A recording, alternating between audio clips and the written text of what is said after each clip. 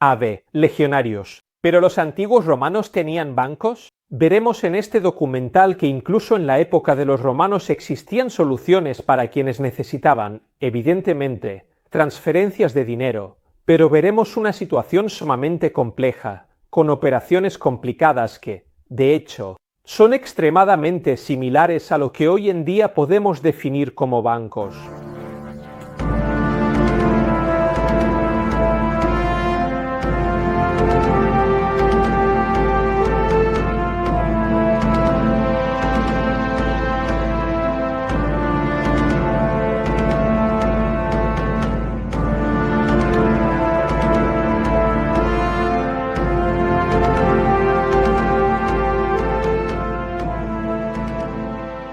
Lo primero es entender el nacimiento y el crecimiento de la economía en la antigua Roma. Evidentemente, como en todas las sociedades, llamémoslas primitivas, la primera forma de intercambio es el trueque, por supuesto.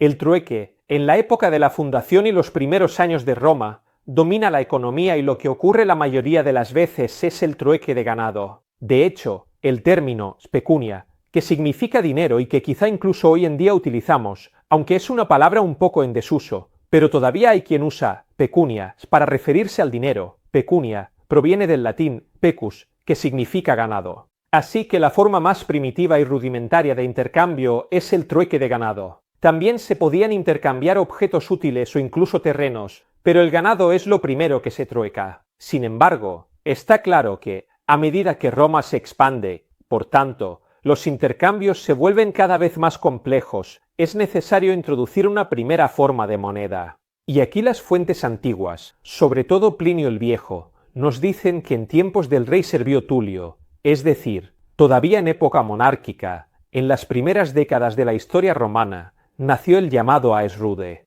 El Aes Rude, que vemos aquí en las imágenes, ¿qué es? Se trata prácticamente de un trozo mal formado de bronce sin acuñar, es decir, ni siquiera hay un dibujo o una figura acuñada de forma precisa. Son simplemente trocitos de bronce a los que se les atribuye un valor. Y así, el Aes Rude es la primera moneda romana. ¿Y cómo se realizaba el intercambio?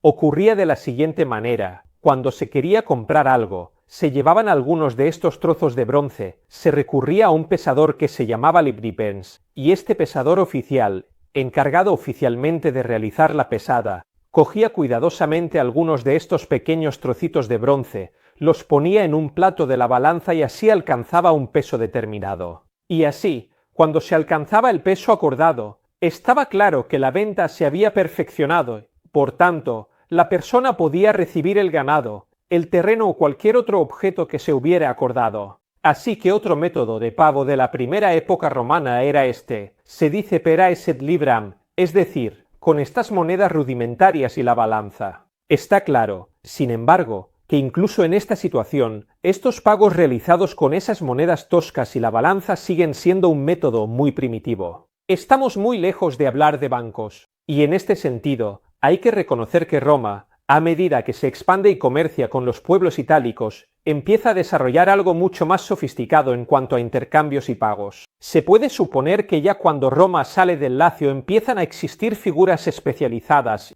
por tanto, operadores financieros. Sin embargo, no tenemos fuentes antiguas que lo confirmen. Así que, por lo que sabemos y por las pruebas que podemos consultar, lo que nos dicen es que fue el contacto entre el mundo romano y el mundo de la Magna Grecia lo que permitió la aparición de una especie de operador financiero. Los romanos, sobre todo durante las guerras samnitas y luego en las décadas siguientes, cuando empiezan a entrar en contacto con las ciudades de la Magna Grecia, y por tanto conocen la cultura helénica, descubren y se ven fuertemente influenciados por la figura de los trapecitas, que son prácticamente los cambistas del mundo griego. Es muy probable que los trapecitas griegos también inspiraran a los romanos a crear una figura de referencia similar, y así llegamos al primer testimonio. En el 250 a.C., en las fuentes antiguas aparecen los primeros testimonios de cambistas oficiales. Por lo tanto, no podemos decir que en el mundo romano existieran bancos como los conocemos hoy en día,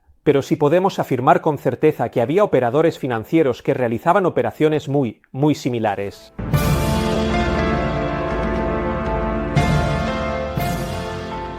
¿Cuáles son estos operadores financieros? El primero del que tenemos que hablar son los llamados mensari. Los mensari son, digamos, operadores financieros que debían responder a un problema importante de la sociedad romana, es decir, los ciudadanos que estaban agobiados por las deudas, sobre todo los plebeyos. En la época romana, estar endeudado con alguien no solo era incómodo como hoy en día, sino que también era extremadamente peligroso a nivel legal, porque si no se conseguía saldar la deuda, según la ley de las 12 tablas, se podía acabar siendo esclavo, se podía llegar a ser esclavo de tu propio acreedor. Así que se podía perder la libertad, perder la ciudadanía y acabar en una situación miserable. Por eso, el problema de las deudas era algo que preocupaba enormemente a la plebe romana. Y como la situación iba empeorando cada vez más, surgió una idea por parte del Estado romano, el nombramiento de 5 banqueros públicos, llamados precisamente mensari, que tenían una tarea importante. ¿Cuál era su tarea?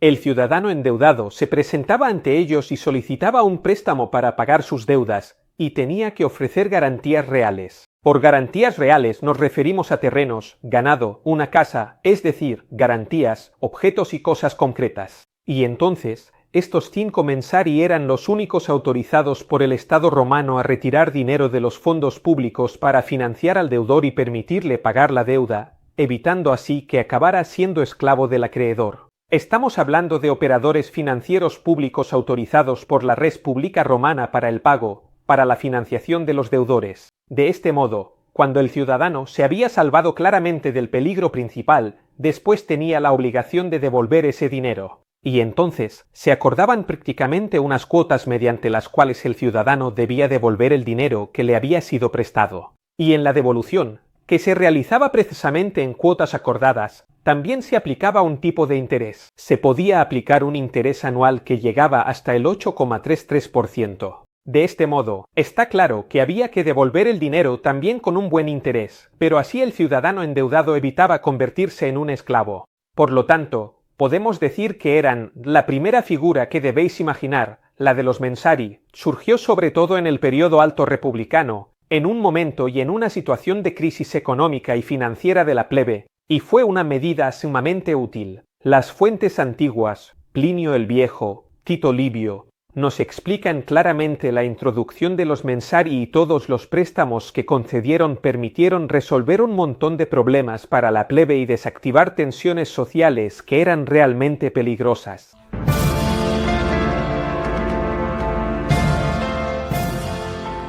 La segunda figura, en cambio, es la de los argentari. ¿Quiénes son los argentari? Si los mensari eran operadores financieros públicos, los argentari son operadores financieros privados y, por tanto, actuaban claramente por cuenta propia, con su propio capital, de manera totalmente privada e independiente. Así que los argentari son lo más parecido a los bancos, no a nivel institucional, sino en cuanto a las operaciones que realizaban. Ahora bien, la opinión y la reputación de la que gozaban los argentari es controvertida. Existen algunas fuentes antiguas que hablan de los argentari de forma positiva, es decir, como una parte importante de la sociedad que hacía funcionar la economía romana.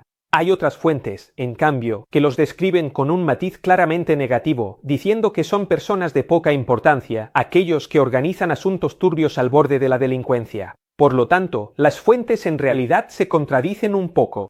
Es muy probable, y los historiadores están de acuerdo, que en realidad existieran dos reputaciones según el nivel de trabajo. Los argentarios que trabajaban bien y conseguían crear una red sólida se convertían prácticamente en lo que hoy serían banqueros, y por tanto eran respetados, mientras que aquellos que intentaban ganar dinero aplicando tasas cercanas a la usura o, en general, tratando de engañar a sus clientes, eran considerados más bien la escoria de los argentarios. Así que esta es, digamos, la opinión que se tenía de estos operadores financieros privados. Sin embargo, los argentarios estaban presentes en toda la sociedad romana y realizaban diversas operaciones financieras, que podríamos llamar también operaciones bancarias. La primera, más importante y fundamental operación era la de cambio de divisas, en el sentido de que en el mundo romano existían monedas locales que no se suprimían en absoluto. Es decir, cuando Roma conquistaba un nuevo territorio, no eliminaba en absoluto la moneda de los territorios y pueblos sometidos. La moneda y las divisas permanecían.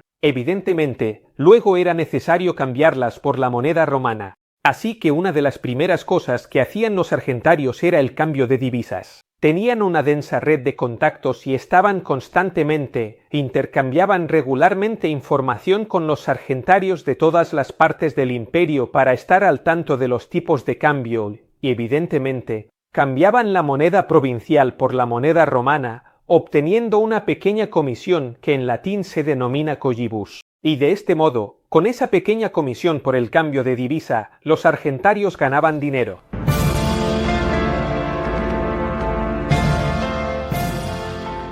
La segunda gran operación que realizaban los argentarii era, y aquí es casi igual que en un banco, el depósito de capitales. Y en realidad había dos tipos de depósito. Había un depósito sin intereses, que se llamaba vacua pecunia. Significa, básicamente y de forma muy sencilla, que cuando alguien tenía algo de dinero en efectivo, no podía guardarlo en casa porque se volvía demasiado peligroso, es decir, los ladrones claramente podían robárselo. O bien ocurría que tenían que viajar, por lo tanto, no podían controlar su dinero.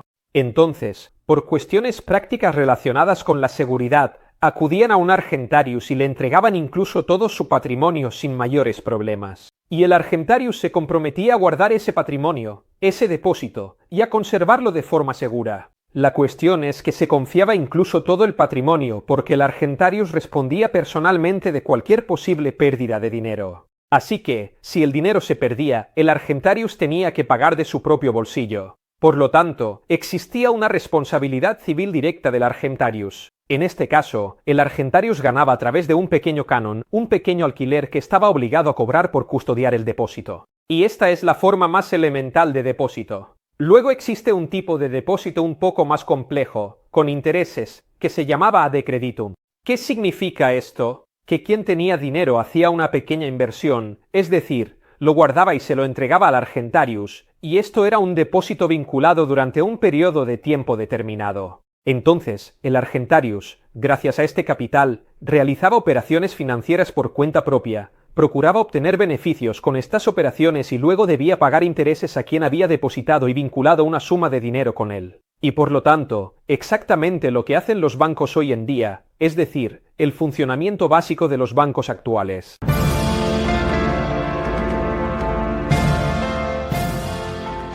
Una tercera operación, que también era propia del argentarius, era claramente la gestión de las cuentas, en el sentido de que, seguramente, para los pequeños gastos la persona cobraba y pagaba por sí misma. Pero cuando se llegaba a tener una actividad económica de cierto nivel, cuando se era un pequeño o mediano empresario, la clase de los aristócratas, de los senadores, pero también de los équites, realizaba intercambios comerciales bastante importantes, así que ya no podían gestionarlos por sí mismos. Entonces, ¿qué ocurría? Que el argentarius se encargaba de llevar las cuentas. En el momento en que había ingresos, es decir, cuando cobraba dinero en nombre de su cliente, realizaba unas operaciones que se llamaban exarca, es decir, operaciones de cobro, que se registraban en un libro especial llamado tabula. En cambio, cuando el argentarius pagaba en nombre de su cliente, se decía que realizaba operaciones per mensam, y esto representaba la salida de dinero, es decir, el pago. Claramente, de nuevo, la situación es extremadamente similar a la actualidad. Las entradas y salidas se registraban de manera sumamente meticulosa en las tablas, es decir, en unos registros que se llamaban precisamente tablas de entradas y salidas. Y estas tablas se rellenaban con una precisión extrema. Incluso eran tan importantes y se daba tanta credibilidad a estas tablas que podían ser utilizadas como prueba durante los procesos civiles. Y por eso, a menudo, el argentarius era llamado durante los juicios que implicaban movimientos de dinero. Y exactamente igual que hoy nos llega el extracto de cuenta casa o, en cualquier caso, nos llega por correo electrónico y el banco nos resume todos nuestros ingresos y gastos, el argentarius estaba obligado a entregar periódicamente una copia de estas tablas a su cliente, que así podía ver claramente el resumen de su economía y controlar el estado de sus finanzas.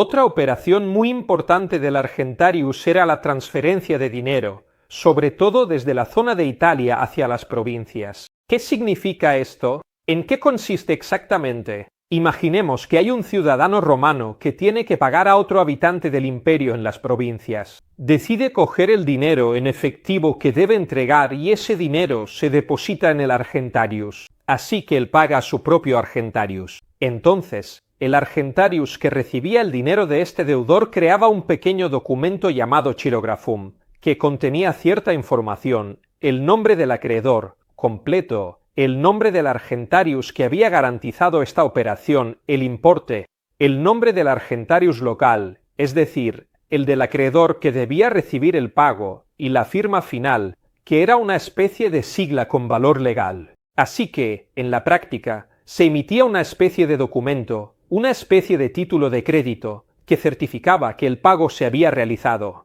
Entonces, este documento, este chirografum, a través del sistema postal, aquí os dejo el enlace donde explico el sistema postal en la antigua Roma, llegaba a su destino en las provincias del imperio. Y entonces, en ese momento, el acreedor acudía a su argentarius local, a su argentarius provincial, y solicitaba que se le pagara el dinero, que se le ingresara el dinero. Entonces, el argentarius provincial tomaba el chirografum y realizaba una comprobación, es decir, comparaba la firma del argentarius del deudor con la firma que había registrado en unas tablas especiales para verificar que era la firma auténtica, que no se hubieran producido falsificaciones. En el momento en que se realizaba esta comprobación, se hacía esta verificación y todo salía bien, entonces el argentarius local pagaba al acreedor y la operación quedaba concluida.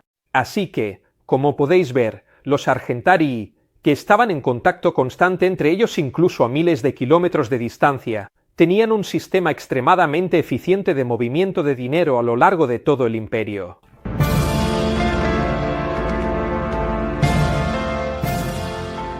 Otra cosa que se parece mucho a las cuentas corrientes bancarias de hoy en día es la de los préstamos, en el sentido de que normalmente el argentarius pagaba a alguien solo si tenía en la caja del banco el dinero de su cliente. Como alternativa, existía la firma de una especie de pagaré que es similar a nuestros cheques. Sin embargo, era muy cuidadoso de tener realmente el dinero que debía pagar. Pero había soluciones, posibilidades por las que, por ejemplo, el argentarius podía realizar un pago por su cliente adelantando el dinero de su propio bolsillo. Así que hacía un anticipo. Luego, evidentemente, el cliente tenía que devolver el dinero al argentarius con un pequeño interés. Y así, en realidad, el argentarius hacía una especie de financiación a particulares, se convertía en un pequeño financiador para los particulares y ganaba con las comisiones. Otra cosa parecida, muy similar, es que quizá el argentarius tenía que pagar una suma en nombre de uno de sus clientes. Pero si la cantidad que tenía, las monedas que tenía, no eran suficientes, pagaba de su propio bolsillo la diferencia para realizar el pago, es decir, aportaba de su propio bolsillo la diferencia para poder pagar al acreedor.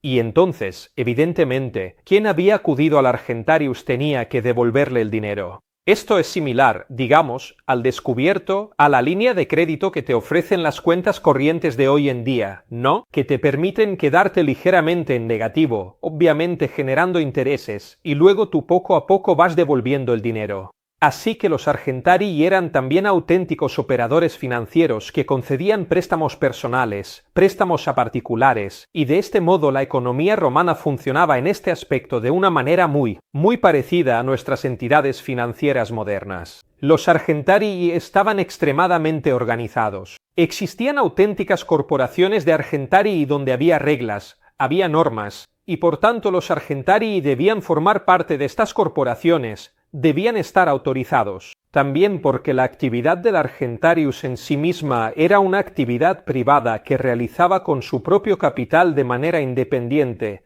pero el banco a través del cual ejercía su trabajo era formalmente propiedad del Estado.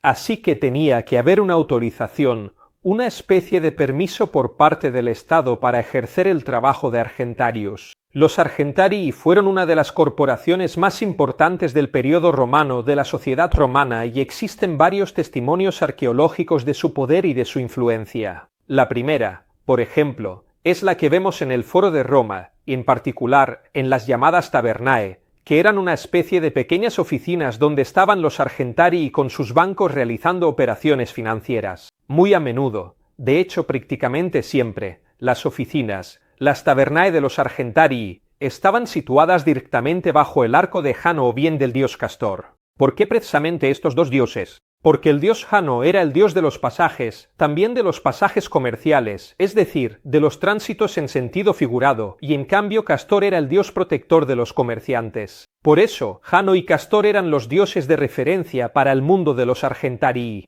Incluso existía el llamado clivo argentario, es decir, una larga calle que estaba llena de los bancos de los argentarii, así que una calle del comercio, una calle de la finanza, por llamarla de alguna manera, como la Piazza Fari en Milán. Es una calle que aún hoy se puede encontrar en Roma.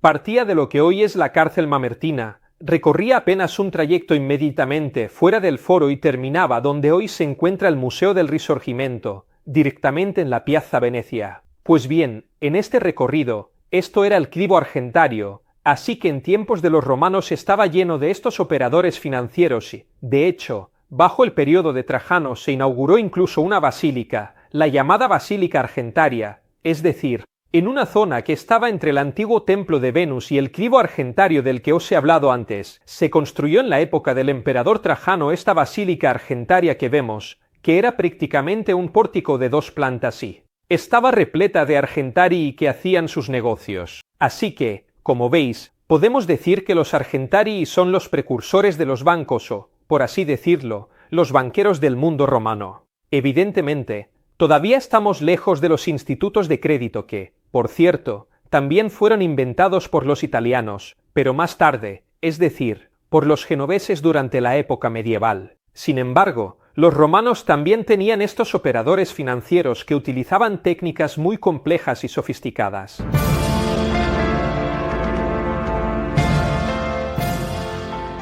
Y terminamos nuestro recorrido con los llamados numularii. ¿Quiénes eran los numularii? Que a menudo trabajaban en estrecho contacto con los argentarii.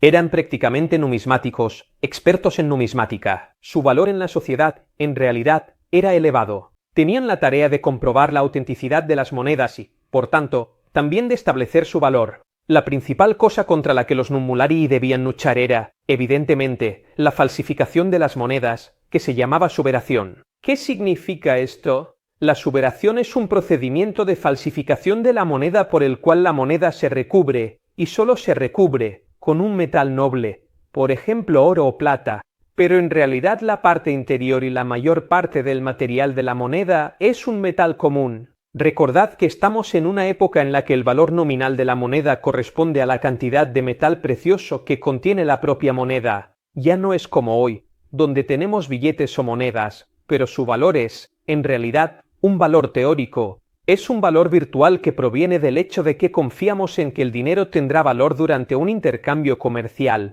Y la institución que garantiza el valor del dinero es el Estado. Este es el sistema que utilizamos hoy en día, pero en aquella época, en cambio, el valor de la moneda nominal correspondía al metal precioso que contenía. Así que esta operación de suberación era la principal falsificación y los numismáticos tenían que detectar las monedas falsas. E incluso los numismáticos ofrecían auténticas consultorías, realizaban exámenes de las monedas y luego emitían lo que se llamaban fichas numismáticas. ¿Qué son las fichas numismáticas? Prácticamente, después de revisar las monedas, las metían en una bolsita y atravesaban esa bolsita con un palito de madera o de hueso, y en ese palito había una pequeña certificación. ¿Qué había en la certificación? El nombre del numulario que había verificado la autenticidad y el valor de las monedas, el propietario de las monedas, es decir, el dueño de la bolsa, y la fecha en la que se había realizado el control, junto con la palabra expectavit, que significa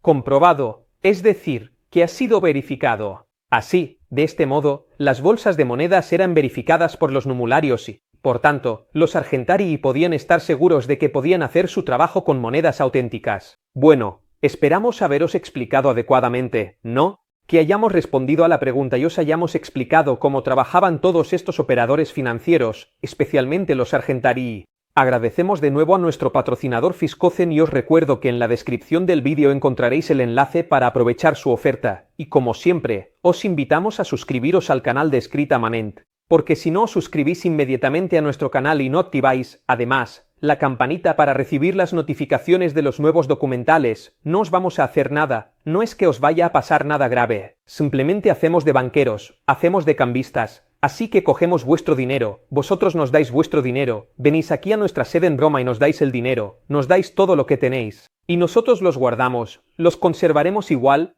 te haremos creer que son nuestros y vosotros vendréis a pedirnos nuestro dinero, no os damos nuestro dinero.